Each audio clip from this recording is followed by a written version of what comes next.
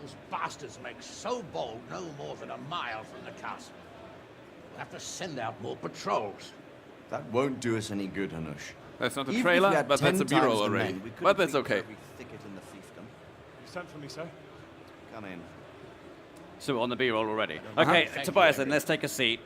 For you, Hans would be dead. So this is the segment of the game that I had hands-on with at Gamescom. Exactly. But we're going to have a look through some alternate ways to do things. Is that right? Yes. Well, Kingdom Come, you saw it at Gamescom. When we give you a quest and give you like a task to do something, usually there's not one vanilla way you have to go through, like go to A, then do B, then do C. We just give you the quest, like do something, but how is about, it's on you to find out actually. That's a kind of a real RPG which we want to deliver with Kingdom Come Deliverance, and I tried to capture, well, already, when you and Holly were playing it at Gamescom, it was already funny that both of you had like different play styles. While Holly was aggressive, killing the bandits immediately. You were, I think, reporting to the commander, so he sent some soldiers with you. And that's what Kingdom Come is about. There's always, when it looks like that you screwed up at some point, there's always a workaround where you can try to find a new way how to solve the quest. And that's pretty exciting, I think. I mean, I thought I was doing well until I discovered that I was the only one in the room who hadn't yet got to the bandits and killed them because I'd spent too long poking around the farm looking at things. But if there's anyone in the audience who is not familiar with Kingdom Come Deliverance and the story, could you give us a little bit of a backstory, Tobias, about how the game came about? Yeah, well, Kingdom Come Deliverance is developed by Warhorse Studios, us, and it's the first game we are doing. And actually, for those who know, we were at Kickstarter in 2014, so back then it was really sink or swim. We had to pitch this game, and if back then we wanted 300,000 British pounds, and in the end we got 1.1 million, which is a huge thing, and it showed us that people really want this kind of game. However, as I said, it was sink or swim. If this wouldn't like turn up good, we wouldn't sit here together today, so this was like a really crucial thing. And from that day we were trying to be as open as possible and to show different alphas, different betas. We were talking about all the wins, all the fuck-ups we have in the development, everything that goes well and goes bad. And yeah, that's, on one hand it seems like we are developing this forever, but well, on February 13th it will be exactly 4 years after Kickstarter, and then we are going to release and it's going to be our baby. And yeah. Amazing. And it's an open world role-playing game, but it's not your typical open world role-playing game. There are no fantastical elements in this. You're not going to be seeing dragons. Can you tell us a little bit about where Kingdom Come Deliverance is set, and more importantly, when it is set? Yes. Well, Kingdom Come Deliverance is, as you said, an open world RPG, and it tries to be as realistic as possible. Yeah. And the setting, everything in this game should be somehow like realistic. Right? So the setting is in Bohemia in the year 1403, which is the Holy Roman Empire. Back then it was the Holy Roman Empire. Today is Czech Republic, if you know that place. And as you said, we have no magic and dragons, but we try to have like real sword fighting, real medieval feeling. Immersion and storytelling is the most important thing for us, so we try to make it as realistic as it can get, and to want to deliver you a game which brings you back in the medieval ages and show you actually how it really was. So in the beginning of you will never become a king or a lord or something. In the beginning you are like a regular farmer's boy. So this is our character here, not that guy. Yes, exactly. Here in this quest we are already a little bit further in the game, so you already did some stuff. And I think that's the captain I did not report to for a while, because I went around looking at other stuff. This is super funny, but because if you don't report, he just goes off.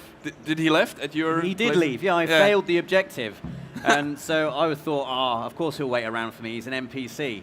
But he didn't. He went off and did his mission anyway without me. Someone says that we are creating a like hardcore, super complex game, but I would just say it's logic. It's not like I don't see the complexity in there.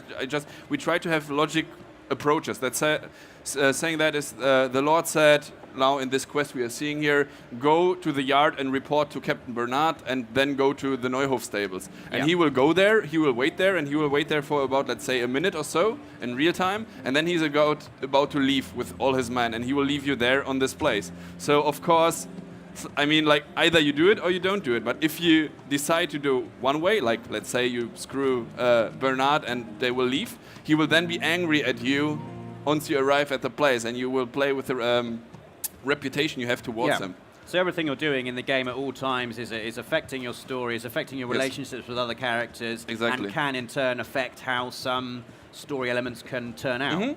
Exactly. So you can really push it to the limits. I mean, there's for example a quest, or there are several of these, but there's a quest where there are some bad dudes hiding in the forest, like a small troop of soldiers. You saw it at E3, I think, and this is a quest where you can either fight them and kill them, like really execrate this situation, and you will take a lot of soldiers there, and then there's this big skirmish, and they're like, I don't know, 15 against 15 or something like this. Or if you decide that you don't want to play the aggressive way, you could beforehand, through questing, try to sneak in this camp. You can try to tell those guys, and with your speech skill, diplomatic skills, try to tell him, you know what, tomorrow we are coming and we will all kill you, rather leave, and so on. So if you want to play this game in a peaceful way, you can almost finish this game in a non-violent way. And not kill a single person. Almost. Currently there's one person that has to be killed, right. and we are thinking of a way in the how whole game. to... Yes, like story-wise. Yeah. And like... Yeah, and we're still trying to figure out how we can make him not killable, I mean. So that's the thing that we are going to do there. But of course, on the other hand, I mean, it's like with a regular medieval game, so we have swords and maces and everything, all the weapons, and fighting is of course a useful method how to persuade someone. Yes. Yes. So if you're more into fighting, then we have like what we think is one of the best depictions of medieval fencing.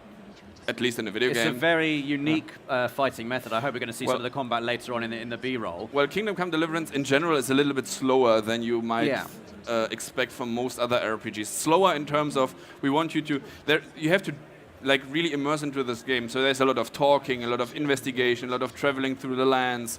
When there's fighting, it's less action-oriented, the fight, but more technique-oriented. And really you have to look at your opponent, and if he's not wearing any helmet, you have to attack his head. If there are two dudes next to each other, then it's already problematic because you cannot slice through them. You need to somehow position yourself that they're behind each other, and these kind of things. So it's a little bit slower, but on the other hand, requires way more RPG input from you. Yes, yes. Am I right in thinking that a lot of the characters and a lot of the places in Kingdom Come Deliverance are based on real-life characters in history and real places in history as well? Well, the entire game is based on a true story. So what we are showing there, pretty much really happened, right? It's not like history in your face. So for those who are not interested at all in history, then it's just an RPG. Yeah. But for those who are interested in history, there's inside the inventory, there's a codex where you will have all the NPCs and all the situations, something about the society. Every, let's say, castle you enter or village you enter, there will be something written about when it was first mentioned and so on. Yeah. So there's a lot of stuff you can discover in there. On the other hand, if you open Wikipedia and check this period, 1403, you already kind of know what's going to happen in this game. So don't check Wikipedia if you don't However, want spoilers. you have your story, you are playing Henry, the son of a blacksmith, and he's a fictional character, so you are playing your own story within this historical correct, or... So would you say it's the story of Kingdom Come is a personal story, is Henry's personal story through these events that happen. So we're not going to be shaping the events, we're going to be shaping Henry's story. Yes, it will not change history. So there will be castles that were sieged back then, and you have to siege them as well. Right. There were cities that got destroyed, and they have to be destroyed in this game as well. So we will not change the outcome of history. However, you influence how these things happened. Yeah. So let's say castle siege, and then it's up to you if it was either attacked through night, or did you do some poisoning beforehand, or some stuff like this. Sure. So it's a lot of like your personal input. And then again, you can of course shape the character of Henry. So if you want to make him a violent guy, like full charge, or more the diplomatic guy, and so on. So if you want, you could make him really quite an evil person. Well, you can actually. There will be a huge quest where there's a huge quest in the game. There's a monastery which you have to enter because there's a bandit hiding, and the only thing you know is that he has a scar on his face, and now the funny thing is you can either enroll as a monk, but then we have a full-time historian in our team and she was shouting, no way there was ever a regular commoner entering a monastery. So the designers had to come up with a new idea how we can get him inside the monastery. So either you can enroll as a monk, or you sneak in by night, or you just go full Spartacus, go inside and try to kill them all. However, if you do the peaceful way and you pretend to be a monk, which you don't, but you pretend to be one, then you have to do like monk work, which means that you have to pray with those guys, you have to eat with those guys, you have to learn to read, you have to transcribe books and stuff. And this is all only happening if you decide that you want to make it happen. If you want to go sneak in, then the quest will be, let's say, solved in 30 minutes, let's say. But the peaceful way would take you 4 hours, let's say. And can you talk us through what's happening here? Because we've seen the scene where we've got carnage at this place. Some bandits have been in, butchered people, butchered horses. This is the point in the game, I think, where mine and Holly's paths diverged. Because I remember speaking to this guy, and I did a completely separate thing to what Holly did. I went around looking for like a broken Did you talk to the red guy, Jacob, to him? Yes, I did, yeah. Well, so what happened here is, for those... Is there anyone here who played the beta or saw our Kickstarter video? Very good. Everyone? Yes.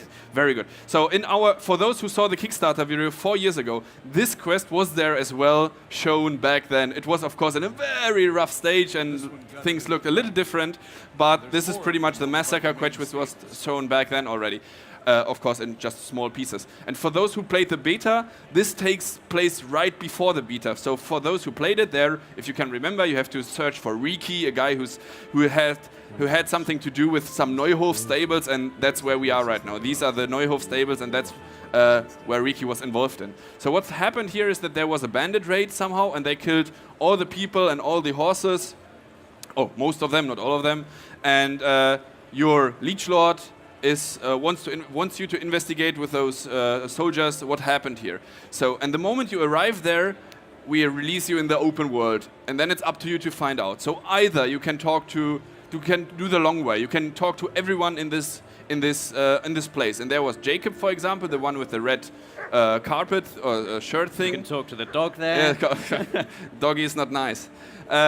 And he will give you useful information, but only if you pass the skill check with him, and you have to persuade him.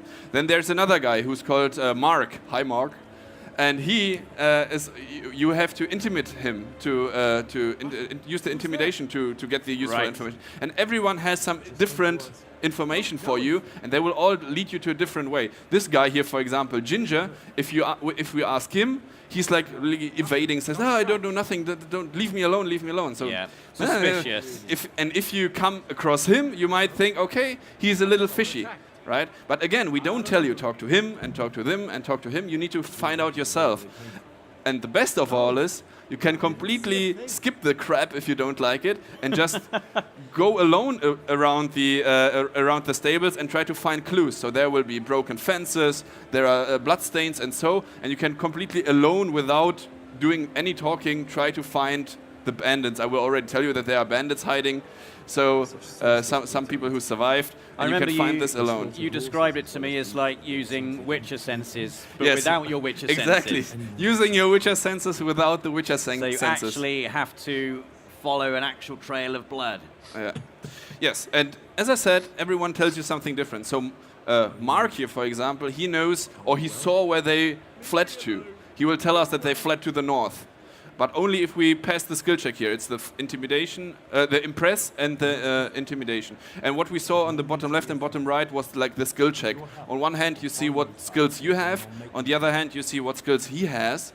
And it's like easy. If you have a higher number than him, then you win. However, we just saw question marks because we never talked to him before and we don't know what stats he has. So either we will try it, or we try to talk to other people and find out who he is. However, in Kingdom Come, you will always have only one chance. So if you mess up in one of those dialogue options, let's say you tell someone, tell me your information or I will beat you up, and it says fail, then all of a sudden he will get up and he will try to fight you because you, try to use your intimidation, but he said, screw you, I'm going to kill you now. So again, you have to think about immersive. What type of player am I? What should I use? That's our beautiful map. I love this map. You see the aerial markers only, so we don't tell you, go there and push A to do something, or X, or whatever. Here's the broken fence that I've found. Oh yes, that's a broken fence. If you inspect it, he will say, "See, this wasn't done by animals."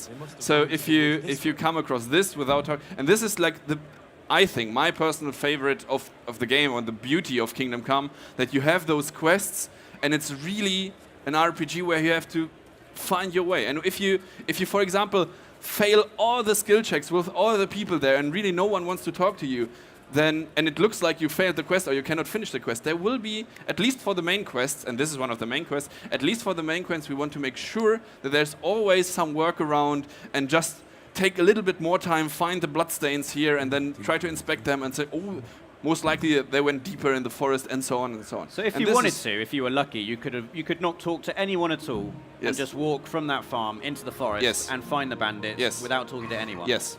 And then, again, we are a little bit crazy about Kingdom Come. Then it branches out again. Right now, I don't know if you can hear it, we can already hear voices.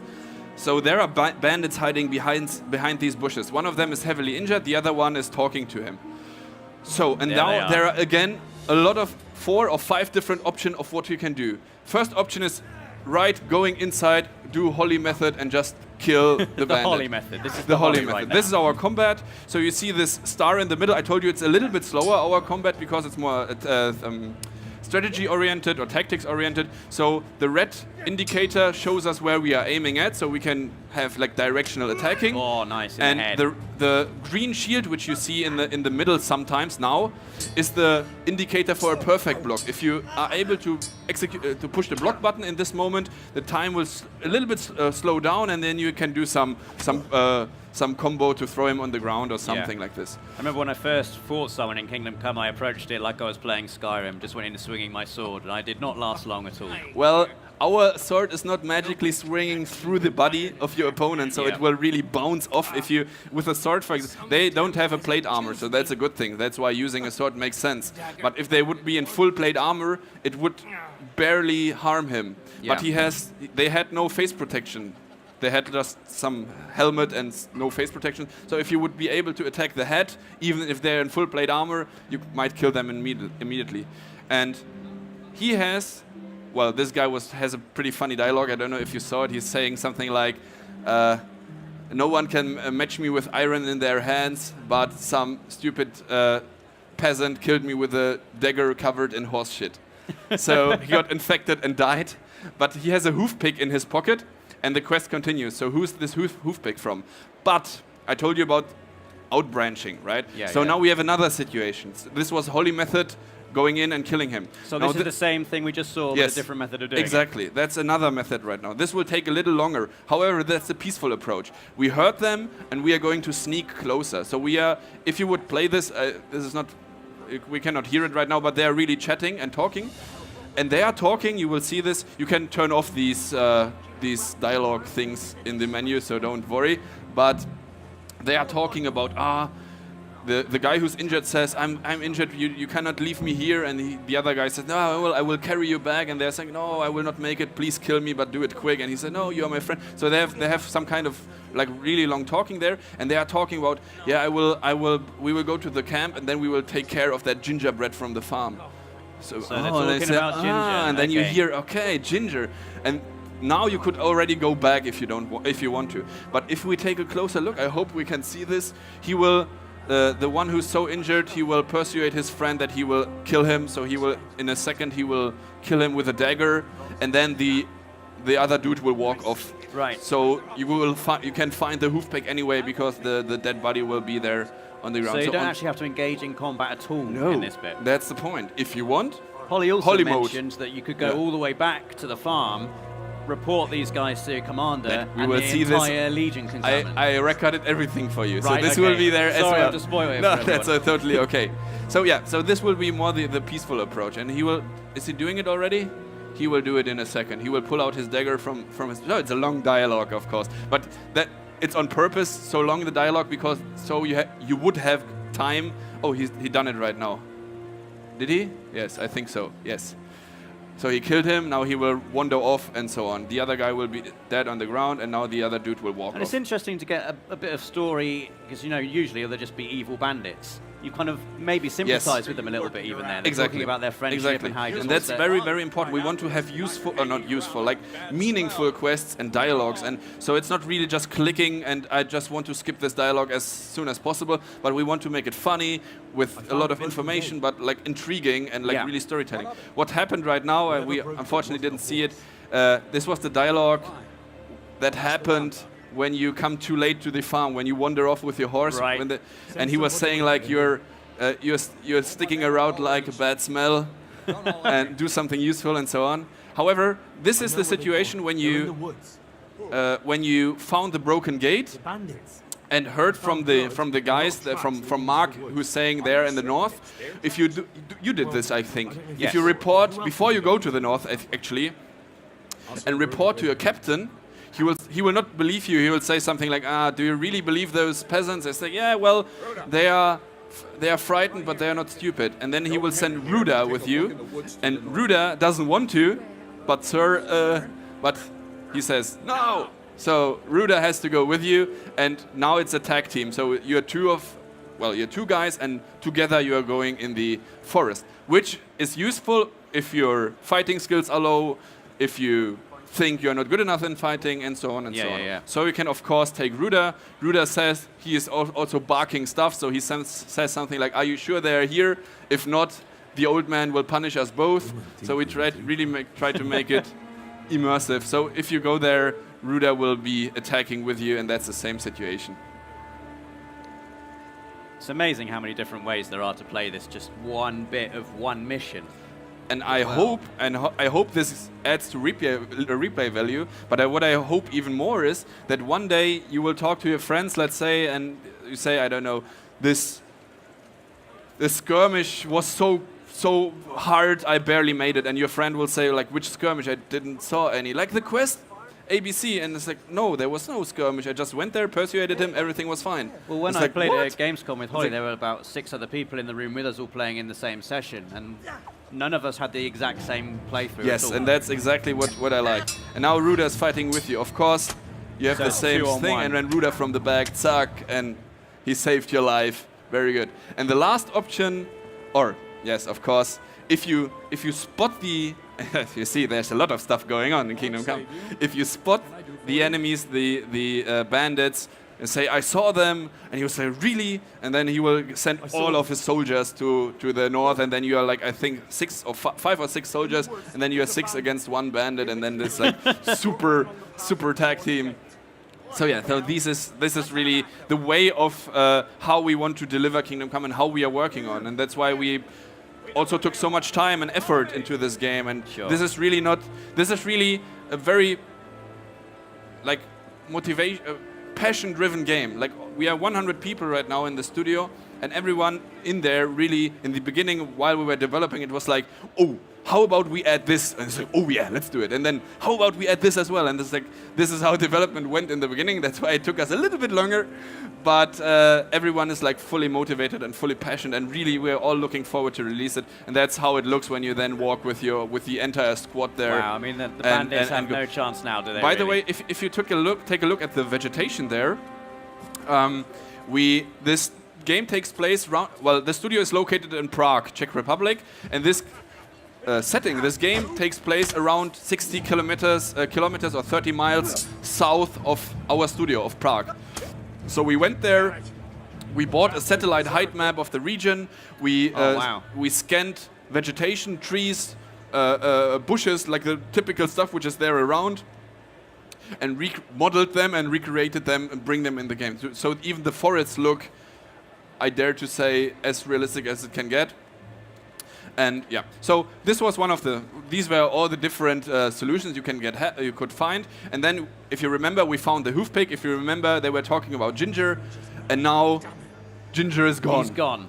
I wonder why. The hell happened there, right? So again, we only those who talk to Ginger will eventually go to Ginger, so find out that he's missing. So now you can ask those guys again who this hoof pick is from. Bernard will be happy that you solved the quest, and you will find out. There were bandits here, 2 of them. Right there to the north in the This woods. happens if you do holy mode. If you kill the bandits Holy alone, mode. Can we officially call it holy yeah, let's mode? call it holy mode. If you just go full sword ahead, The that's other was holy already mode. dying. And if you do that and kill those bandits alone and come back, you will report to Bernard, and he will then go and scout the area himself. Amazing. However, we have still this hoofpick thing, so we need to find out who's this from. But we already know it's from Ginger, who left. So we have to ask around where Ginger is, and Jacob might know. He's so bloody because he's one of the, of course, survivors of this Survivors of raid, the attack, and he was yeah. fighting back the attackers. And among those attackers, there's one bandit called Runt. That's funny. There's one bandit called Runt, and Runt, for those who played the beta, he's like the bad dude in the game. Oh, Right. He's like the bad dude in the game, and he killed your parent. We could saw this in the for those who know the trailer, you can see Runt there, and he killed your parents. And that's very interesting that in the beginning of your game, you are driven by revenge. So first of all, you want to revenge your family, and your hometown got destroyed and such. But throughout the game, once you get in the service of a noble, you will find out that there are way bigger things going on, that the king of Hungary is attacking, that your current king was kidnapped, and you will have some kind of, let's say, change of mind or so, that from like your personal revenge, you understand that there are bigger things going on, and you are protecting pretty much, or helping to protect Bohemia, So your you home get caught country. up in this massive conflict. Exactly, and you will get events. torn into a civil war, Yeah. and then fight along the soldiers. But as I stated in the beginning, you will never become a king or something like this. You will always be a kind of commoner. So you're not the chosen one in this RPG. You are not the chosen one, and No. and that's also why Bernard is not waiting at you in the courtyard. When you are coming into a village or something, the game is not waiting for you. You are not the center of the earth there. You're just part of the game, and now play with it. Yeah. Do what you think is right, and that's why Bernard is leaving. He will not wait there 3 days in day and night, raining, thunderstorms until you come. If they go to Neuhof with the horses, and you go to some other place, let's say do questing, I think it takes 3 days or 2 days or so, like in-game days. If you come then to this place, they will already have found the bandits, killed the bandits, and they will be there and will say, Henry, where the hell have you been? It was Ginger, he left. That And entire thing, you can skip it completely. isn't that great?